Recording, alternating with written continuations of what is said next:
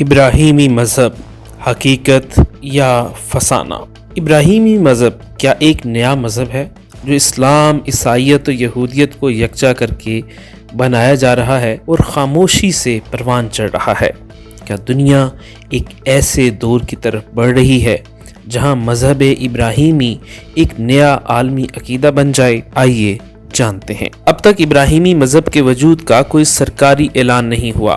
اس مذہب کے قیام کی بنیاد نہ تو کسی نے رکھی اور نہ ہی اس کے کوئی پیروکار موجود ہیں۔ یہی نہیں بلکہ اس کے لیے کوئی مذہبی متن بھی دستیاب نہیں۔ تو پھر اس پر اتنی تشویش کیوں پائی جا رہی ہے؟ گزشتہ کئی سال سے اس مذہب کے حوالے سے عرب ممالک میں کھلبلی کیوں مچی ہوئی ہے؟ اس کی بڑی وجہ بہت سے عالمی تھنک ٹینکس اور علمی اور تحقیقی اداروں کی ریسرچ ہے۔ جیسا کہ اسرائیل کے معروف تحقیقاتی ادارے BESA نے 2021 میں اس موضوع پر ایک تجزیاتی رپورٹ شائع کی۔ اس رپورٹ میں پیشن گوئی کی گئی تھی کہ ابراہیمی مذہب کا نظریہ مستقبل میں ایک نئے شہری مذہب یعنی سول ریلیجن کی شکل اختیار کر سکتا ہے، جو روایتی ادیان کی جگہ ایک متحدہ عالمی اخلاقی نظام کو رائج کرے گا۔ ان کے مطابق اگر یہ رجحان بڑھتا ہے تو دنیا میں سول ریلیجن یعنی ایسا ریاستی عالمی عقیدہ جنم لے سکتا ہے جس کی بنیاد مشترکہ اخلاقیات پر ہوگی، نہ کہ روایتی مذہبی عقائد پر۔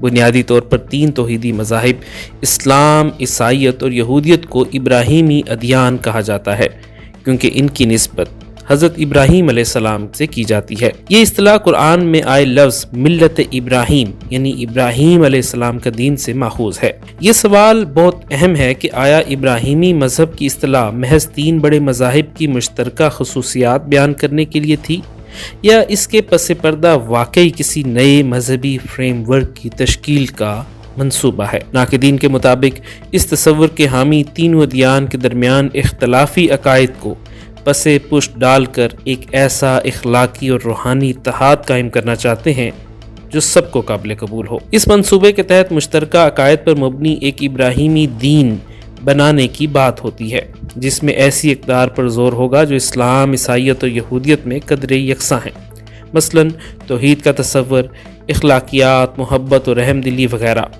جبکہ اختلافی امور مثلا عقیدہ تثلیث یا ختم نبوت کو نظر انداز کرنے کا مشورہ دیا جاتا ہے تاکہ بقول ان کے باہمی اختلافات سے بالا تر ہو کر انسانیت کے درمیان امن قائم ہو۔ ناقدین پوچھتے ہیں کہ آیا یہ محض بین المذاہب ہم آہنگی یا حقیقت میں بے رنگ و بے مزہ نیا دین بنانے کی کوشش ہے؟ جیسا کہ الازہر کے شیخ احمد الطیب نے اس خدشے کا اظہار کرتے ہوئے سوال اٹھایا تھا کہ کیا مقصد صرف مشترکہ انسانی اقدار پر تعاون ہے یا نئے بے رنگ مذہب تشکیل دینا مقصود ہے؟ حالیہ دہائی میں ابراہیمی مذہب یا ابراہیمی مشترکات کا تصور عالمی طاقتوں اور اداروں کی توجہ کا مرکز بنا ہے۔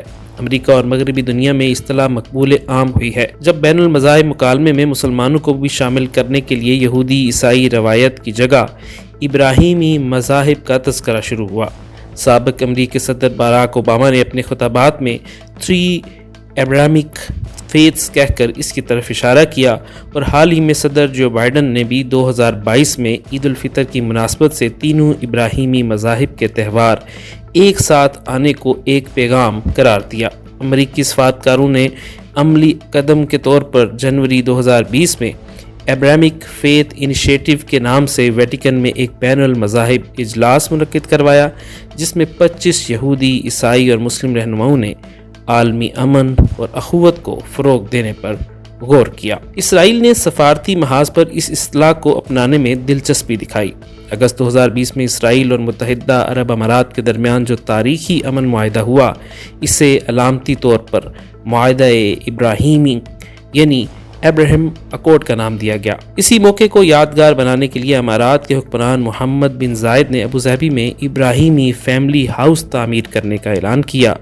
یہ ایک عظیم الشان کمپلیکس ہے جس میں ایک مسجد، ایک گرجا اور ایک یہودی عبادت گاہ ایک ہی احاطے میں بنائے گئے ہیں۔ ابراہیمی مذہب کے تصور پر عالمی تھنک ٹینکس اور علمی اداروں نے بھی مختلف آراء کا اظہار کیا ہے۔ کچھ مغربی تجزیہ کار اسے مشرق وسطیٰ میں امن کے لیے ایک مثبت پیش رفت کے طور پر دیکھتے ہیں، جبکہ بہت سے مسلم اور عرب اسکالرز نے اس پر کڑی تنقید کی ہے۔ مسلم تھنک ٹینکس اور علماء نے اس تصور کی کھل کر مخالفت کی ہے۔ بعض مسلم اسکالرز نے تو اسے صہیونی سازش قرار دے دیا، جبکہ اعتدال پسند مسلمان محققین نے بھی دلائل کے ساتھ اس کے نقائص واضح کیے ہیں۔ ایک تحقیقاتی مقالے میں دعوت دین ابراہیمی اور موقف اسلام میں تاریخی شواہد کے ساتھ واضح کیا ہے کہ اسلام کی روح سے وحدت ادیان کا نظریہ ناقابل قبول ہے اور یہ امت کو اس طرح کے بنیادی عقائد سے ہٹانے کی کوشش ہے۔ ابراہیمی مذہب جیسی اصطلاحیں بظاہر دلکش لگتی ہیں، مگر ان کے پیچھے تہذیبی بالادستی کا منصوبہ چھپا ہے جو اسلامی شناخت کو کمزور کر کے استعماری مقاصد پورے کرنا چاہتا ہے۔ ابراہیمی مذہب جیسی اصطلاح اپنے خوشنما لبادے میں ایک بھیانک چہرہ چھپائے ہوئے ہے۔ اس کے ذریعے ایسی تخریبی منصوبے در آتے ہیں جو امت مسلمہ کی شناخت اور رشتوں کو تار تار کر کے اسرائیل کے حق میں کنٹرول آسان بناتے ہیں۔ عالمی سطح پر بین الاقوامی اسلامی اسکالرز یونین LUMS اور رابطہ عالم اسلامی جیسے اداروں نے بھی اس پر سیمینارز اور کانفرنسیں منعقد کیں۔